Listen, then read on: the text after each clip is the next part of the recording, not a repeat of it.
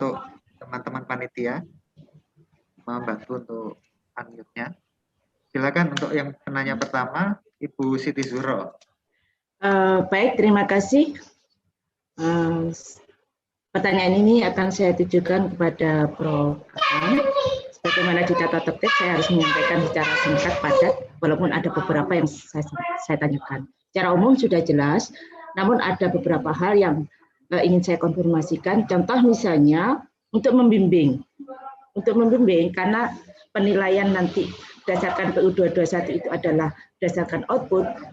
Singkatnya, ketika pada saat semester ini kita membimbing dan belum ada yang lulus, berarti tidak bisa dilaporkan. Pertanyaan saya begitu. Karena selama ini kan membimbing ya dilaporkan kan gitu. Artinya berarti kalau tidak ada yang lulus, berarti belum bisa dilaporkan. Pertanyaan saya pertama itu. Kemudian yang kedua, terkait dengan kewajiban khusus. Kewajiban khusus. Saya mendapatkan informasi bahwa untuk mudahnya, kewajiban khusus itu berpandu pada jabatan akademik, jabatan fungsional yang sudah kita dapatkan 3 tahun. Misalnya, ketika saya akan melaporkan untuk laporan untuk rencana ke depan, untuk nanti kontrak 3 tahun ke depan, sedangkan misalnya ada 6 tahun yang terlewat karena jakatnya 6 tahun yang lalu, apakah itu diakumulasi? Kontrak saya harus, kewajiban saya harus double begitu, atau bagaimana? Atau cukup berdasarkan panduan, misalnya kalau LK, ya paling tidak minimal 3 terakreditasi atau 1 internasional. Pertanyaan kedua itu, kemudian mohon pencerahan begini, terkait dengan kewajiban khusus lagi, yaitu terkait dengan kewajiban khusus dan poin C, yang terkait dengan penelitian.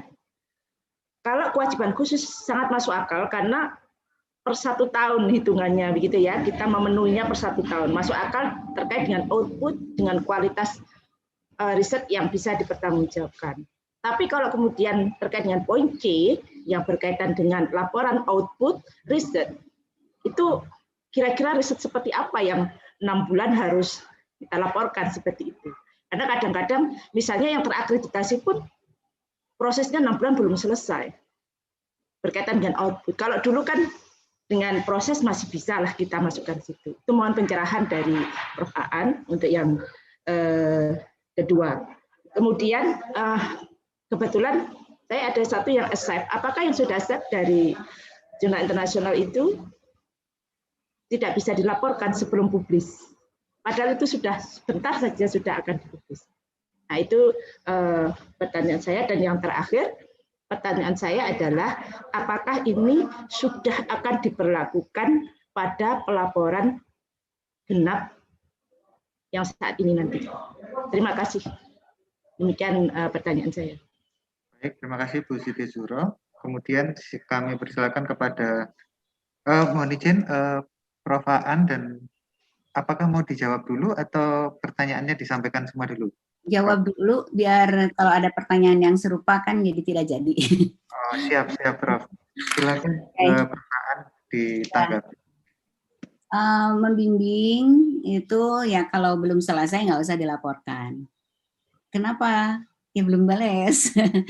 ngajar kalau belum selesai ngajarnya ini misalnya gini, semester ini belum penelitian kan 1 tahun ini sekaligus ya Bu ya, penelitian kan 1 tahun nih belum beres, berarti Ibu melaporkan yang lain kan, di situ ada pilihannya, ada 9 yang unsur penelitian. 9 unsur penelitian ini adalah merupakan pilihan yang bisa Ibu laporkan. Jadi jika penelitiannya belum selesai karena kan harus produk, maka Ibu kan bisa melaporkan yang lainnya, misalnya ada jurnal nasional itu masukkan kalau sudah publish. Misalnya saya ikut proceeding bulan ini udah ikut proceeding dan ada sertifikatnya.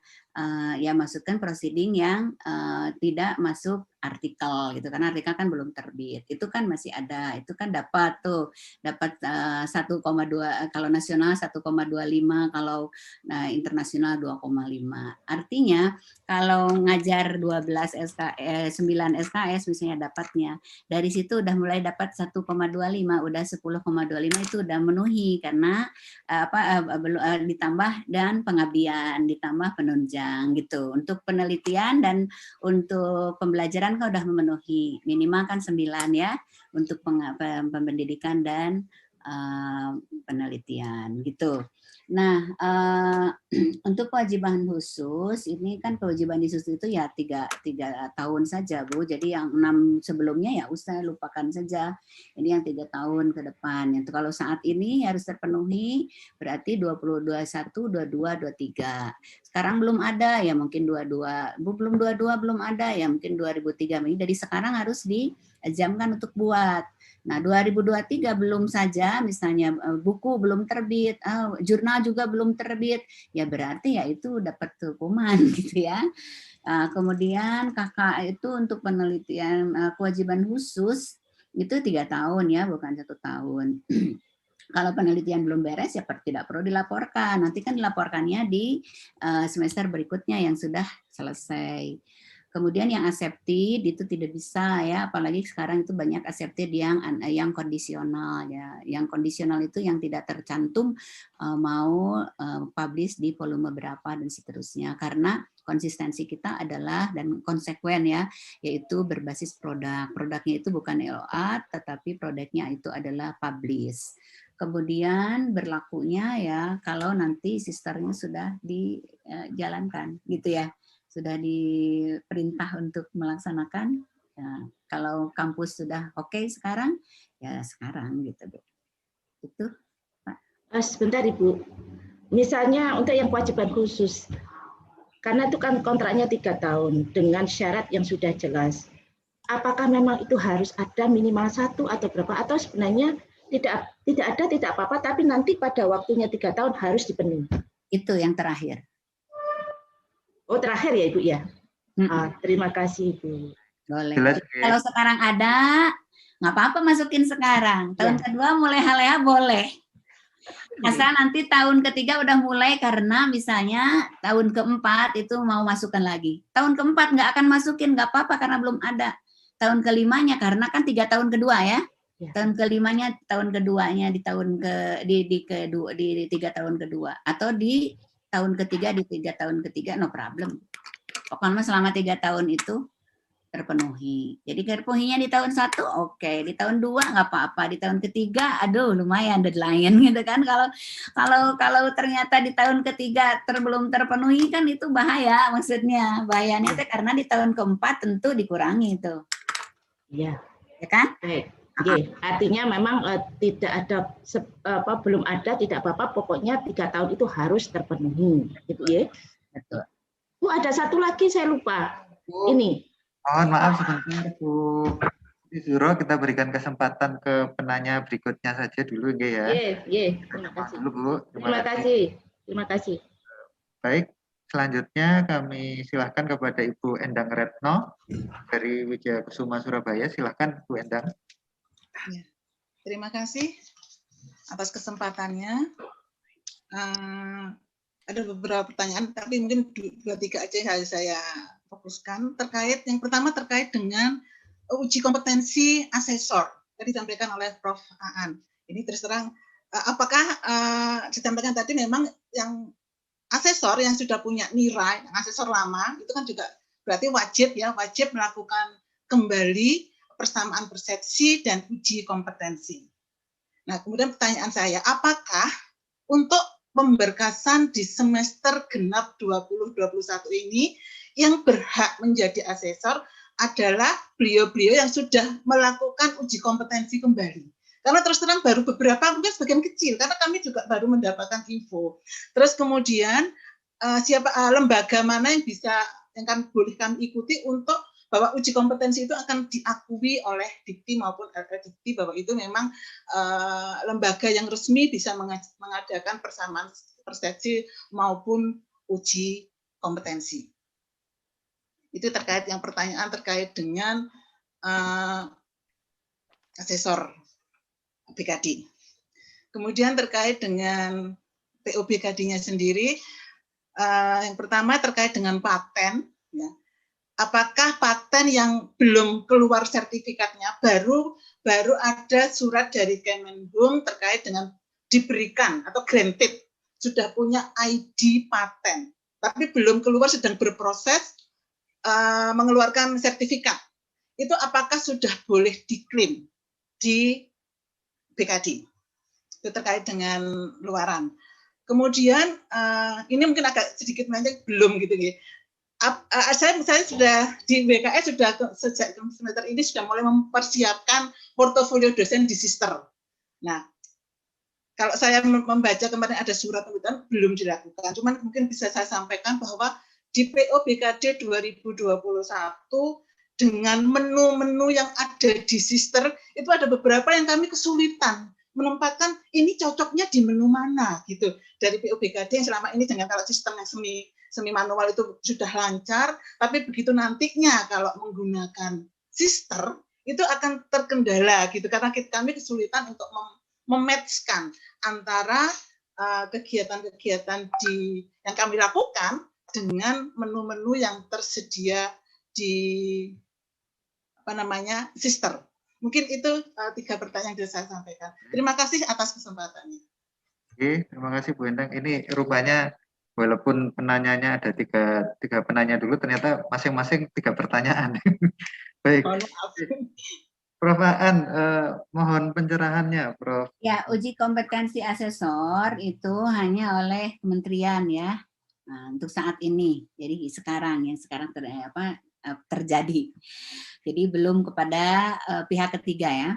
Kemudian nira yang lama itu kalau sekarang melakukan penyampaian persepsi yang juga ada uji kompetensi, tentu saja yang dipakai yang sekarang kalau udah lulus uji kompetensi yang sekarang gitu.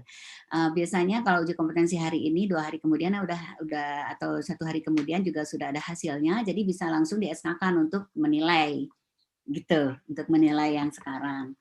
Kemudian kalau Ibu patennya masih udah granted sebenarnya, ya tunggu aja apa-apa sampai publish sertifikatnya. Kan bisa untuk semester depan, no problem. Yang terpenting sekarang isi aja, jangan kosong. Cari kegiatan-kegiatan yang bisa diambil yang insidental atau kegiatan-kegiatan yang bisa, tahu ya di bahasa Sundanya didadak gitu. Ya kalau bikin artikel kan nunggu orang lain kan, nunggu pihak ketiga. Kalau ini kan misalnya orasi ilmiah kayak gitu, tinggal ada teman ya, saya udah jadi ininya, jadi narasumber, jadi speaker untuk orasi ilmiah kan, bisa gitu kan. Jadi tidak selalu dari situ, nggak apa-apa, tenang aja, santai kan, semester depan udah ada kan gitu untuk semester dapatnya. Apalagi kalau untuk kewajiban khusus kan 3 tahun. Kecuali pas ya makanya yang di 3 tahun terakhir itu kan jadi ini ya, jadi tarik napas panjang pada saat mengandalkan itu gitu ya, kan profesor harus yang mengandalkan paten tapi itu belum aja keluar. Nah, itu yang paling menyakitkan gitu, karena konsistensi kitanya itu ada di produk gitu Bu. Kesulitan nanti itu dibicarakannya dengan Mas Mahendra ya, karena teknis untuk sister. Oke. Langsung saya jawab aja, Prof. Nanti ya Mas Mahendra, nanti ntar aku kelas. Mas Mahendra dicatat. Siap, Prof. Aku mau ada kegiatan. Kemarin kami dapat informasi ada kayak dari APISI yang mengadakan uji kompetensi, itu sebaiknya bagaimana? Prof, apa belum bukan ya? Belum, harus kerjasama dengan kementerian. Kalau silakan aja tadi asosiasi, tapi kerjasama dengan kementerian, harus tetap dalam koordinasi kementerian pendidikan. Terima kasih. Gitu. Terima kasih Prof Aan penjelasannya. Berarti untuk yang terkait pelaksanaan uji kompetensi yang perlu dipastikan adalah penyelenggaranya bekerja sama dengan kementerian gitu Prof, dengan Dikti ya. Oke, baik, terima kasih. Berikutnya, karena memang waktu kita terbatas, saya persilahkan kepada Bapak Miftahur Rahmat dari Universitas Narutama. Silakan Pak, singkat dan padat. Baik, terima kasih Pak Indra. Selamat siang Prof Aan. Ya. Jadi ada beberapa pertanyaan. Yang pertama terkait dengan poin di bidang pelaksanaan pendidikan di 13 ya, poin 13. Itu kan di situ ada pendampingan, pembimbingan, mentoring dan seterusnya terkait dengan MBKM. Nah, itu untuk pembuktiannya bagaimana? Kalau misalnya seorang dosen ada 5 mahasiswa, ini sudah MOU, kemudian disepakati magang di salah satu perusahaan, kemudian kan ada surat tugasnya. Apakah itu sudah terhitung 12 SKS kalau sudah lektor ke atas? Kalau misalnya dosen itu ada 2 misalnya dari perusahaan A 5 mahasiswa, kemudian 5 mahasiswa lagi di perusahaan B misalnya, apakah itu sudah 24 SKS atau bagaimana perhitungannya? Terus kemudian yang dimaksud pindai keputusan dirjen ini, keputusan dirjen yang mana di MBKM, karena kaitannya dengan MBKM ini SKS-nya cukup besar sekali ya. Kemudian dan pelaksananya tidak bisa kemudian satu kelas dalam satu perusahaan, kan tidak mungkin untuk magang. Jadi pasti dipecah-pecah seperti itu. Kemudian yang kedua tadi tidak ada di bidang A tidak dijelaskan. Di rubrik yang dulu memang sudah disinggung juga kaitannya dengan laporan hasil studi untuk yang dosen izin belajar. Ini kan dihitung di situ 12 SKS. Nah, pertanyaannya, ini kan dosen yang izin belajar ini kan masih harus wajib memenuhi BKD-nya. Ketika tertulis di situ 12 SKS, apakah artinya kemudian tidak perlu melaksanakan tridharma yang lain atau bagaimana ketika sedang tugas izin belajar? Dengan menyampaikan KHS misalnya kartu hasil studi atau laporan hasil studinya. Itu yang kedua. Terus yang ketiga terkait dengan yang tadi sedikit tambahan yang masalah asesor tadi. Pertanyaannya kemudian apakah dosen yang sudah punya nira ini kemudian dianggap hapus semua, harus ngulang dari awal atau bagaimana? Apakah niranya ini sudah tidak bisa dipakai atau bagaimana? Terima kasih. Oke. Oke. Ya, Pak. Ya, Monggo, Prof. Ya, terima kasih Pak. Untuk MBKM ini harus dicatat yaitu kegiatan lain yang diakui atau ditugaskan Kemendikbud dan dilaksanakan secara penuh waktu oleh dosen di luar institusi. Jadi sekarang itu kan sudah ada programnya, ada mahasiswa mengambil mata kuliah di UB ya, di UGM misalnya, itu sudah ada tercatat di sana sekarang. Jadi ditugaskan oleh Kemendikbud. Jadi tidak lepas Pak, tidak lepas gitu secara partikuler gitu ya. Jadi merupakan satu kegiatan yang dilaksanakannya penuh waktu oleh dosen di luar institusinya, tetapi kegiatan itu diakui atau ditugaskan kementerian, Pak. Gitu. Ya, boleh di proyek, boleh merupakan membimbing startup, misalnya ini mahasiswa mau bimbing startup, tapi bimbing startupnya karena ini tentang perminyakan misalnya di Aceh gitu ya jadi pergi dari Jawa Timur ke Aceh dan itu lama selama 6 bulan melaksanakannya. Nah, itu masuk ke dalam kegiatan nomor 13 tadi, tetapi itu ditugaskan kementerian Pak, kementerian atau diakui kegiatan itu oleh kementerian. Mungkin mekanismenya bisa mengikuti penjelasannya dari kurikulum yang menyerta dari MBKM itu ada oleh pemerintah dijelaskan itu ya, ada perenennya. Kemudian laporan hasil studi dosen ya tentu saja yang 12 SKS itu adalah dosen yang sedang tugas, itu belajar.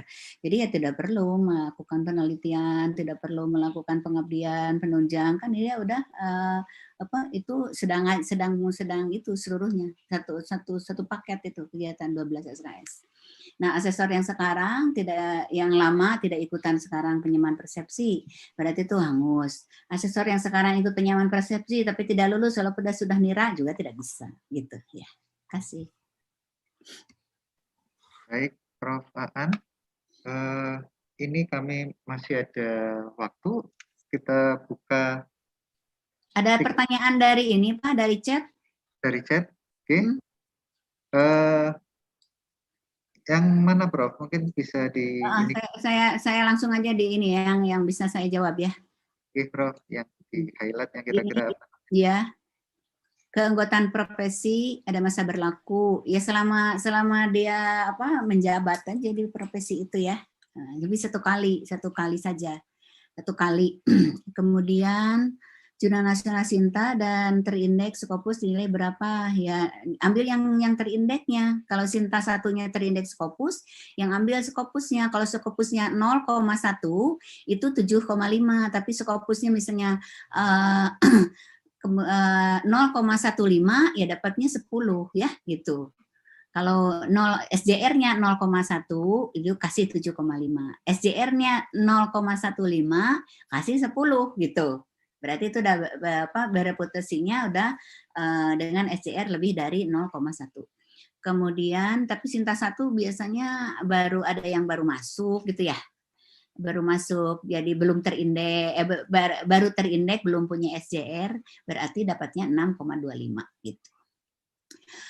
Kalau misalnya buat buku rame-rame, ya itu sesuaikan aja. Kalau bukunya rame-rame, antar universitas dan topik pembahasan itu masuk kategori apa. Ya mau buku rame-rame, enggak tahu nih buku rame-rame topik pembahasannya masuk kategori apa. Karena kalau referensi itu adalah bukunya harus sesuai dengan hasil penelitian. Kalau ini sesuai dengan hasil penelitian dan rekam jejaknya sama, no problem masuk referensi. Atau monograf gitu ya. Tapi kalau misalnya bukunya rame-rame tetapi tentang bab 1 ini sesuai dengan kurikulum ya, pertemuan-pertemuan di dalam kuliah materinya, yaitu masuknya buku ajar, nggak apa-apa. Kolaborasi mau dengan siapapun juga ya, gitu. Ya, lihatnya substansinya saja. Kemudian aplikasi STAR nanti oleh Pak Mahendra ya. Kemudian untuk jabatan PT mulai dari rektor kan sama ya, dari mulai rektor kan dapat 6. Kemudian sekjurnya 3, kepala lembaga pendidikan PPM penyiaran mutu tidak masuk di rubrik ya, kalau masukkan saja Pak, itu setara mana ditentukan oleh rektorat nanti ya. Jadi nanti dibahas oleh tim BKD di kampusnya masing-masing. Kemudian Sinta dosen, ada dosen kami NIDN, ID Sinta tidak bisa diinput, mohon petunjuk. Nah tentang ini nanti kita ke Mas Mahendra ya. Kemudian bukti kinerja pengajaran agar sinkron antar asesor dalam bentuk apa? Nanti kan asesornya udah dapat ini sinkron saja, yaitu kalau bukti kinerja pengajaran itu SK ya, SK ngajar kan udah jelas. Kemudian hasil monitoring ya, lembar monitoring perkuliahan. Kemudian Mira di sistem pelaksanaan calon asesor kegiatan insidental yang tidak terprogram awal semester pada feeder, apakah bisa? Kegiatan insidental tidak terprogramnya seperti apa? Kalau menjadi narasumber kan ya apa-apa masukin saja. Desain strategi simulasi yang tidak dipatenkan dari dokumen berupa poster ilmiah apakah bisa? Ya bisa, jadi ikutan aja poster. Asesor miliki NIRA telah pensiun, uji kompetensi di mana yang diperbolehkan? Nggak tahu, ini Pak Iwan yang tahu. Untuk kegiatan MBKM yang dilaksanakan kampus tidak dengan surat tugas, apakah bisa dilaporkan? Ya itulah ya, tadi sudah dibahas. Laporan BKD pencairan Serdos tahun ini apa masih bisa menggunakan asesor lama? Jika menulis lebih dari 1, itu sesuai dengan PO-PAK ya, yaitu kalau dia penulis utama juga penulis pertama dapat 60%, 40%-nya bagi rata tuh penulis-penulis berikutnya.